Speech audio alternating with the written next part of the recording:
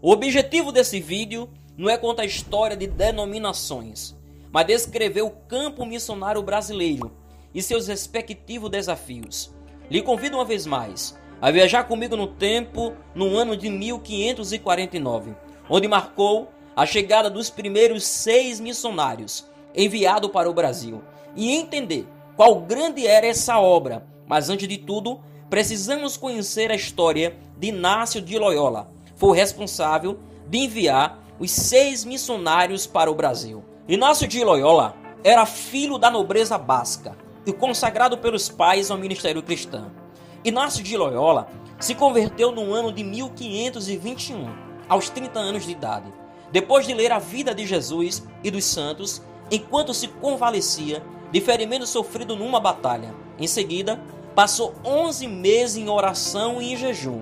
Mas no ano de 1534, depois de estudar teologia na Universidade de Paris, onde estudava também o futuro reformador João Calvino, e de reunir ao seu redor alguns amigos, fazendo votos de pobreza, 3 anos depois, aos 46 anos de idade, ordenou-se sacerdote em Roma. Loyola foi feito o primeiro superior geral da ordem. Sendo assim, ele enviou os 6 missionários, que desembarcaram na Bahia no dia 29 de março de 1549, na companhia de mais de 1000 pessoas, entre soldados, funcionários, colonos, artesãos e cerca de 400 criminosos condenados a viver fora da terra natal.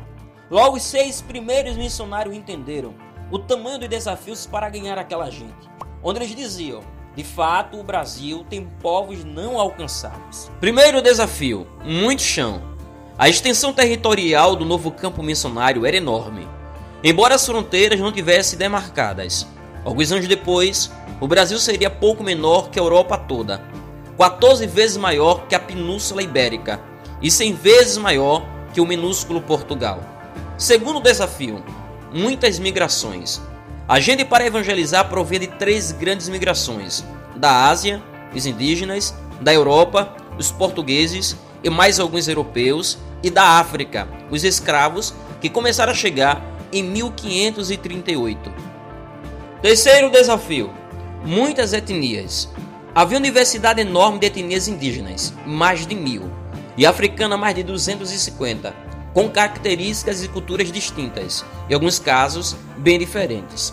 Havia indígenas pacíficos, indígenas guerreiros, indígenas que comiam carne humana em rituais de guerra, indígenas não antropólogos, indígenas que viviam praticamente nus, indígenas que cobriam-se de peles. Havia africanos da costa atlântica e da costa índica e de toda a África subsaariana. Quarto desafio: muitas línguas. A comunicação era um problema quase intransponível por causa da diversidade de línguas. Há até hoje equipes de missionários linguistas gastando em média 25 anos para traduzir o Novo Testamento para as línguas indígenas. E ainda falta bem mais da metade da tradução a fazer. Quanto aos africanos, que eram escravos, o problema era bem menor, porque como escravos, eles eram obrigados a aprender a língua dos portugueses. Quinto desafio: muita tentação. A dificuldade natural de conviver com respeito e castidade com a nudez dos índios era uma situação absolutamente nova para os europeus.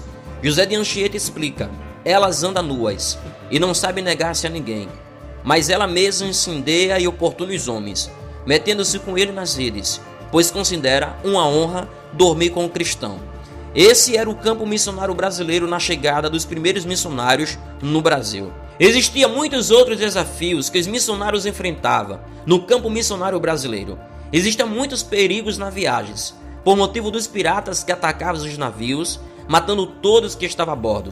Não existia nenhum conforto.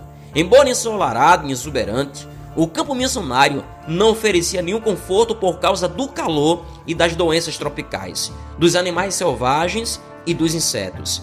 Existia muito pecado e injustiça, muitas desvantagens. Se você ainda não sabia, o Brasil foi o último país a extinguir o comércio e a utilização de mãos de obras escravas. O Brasil foi a nação que importou maior número de escravos, perto de 40% do total de 9 milhões e meio de negros transportado da África para o continente americano. Foram 350 anos de escravidão no Brasil, desde 1538 a 1888. Se você gostou desse vídeo, deixa agora o seu like.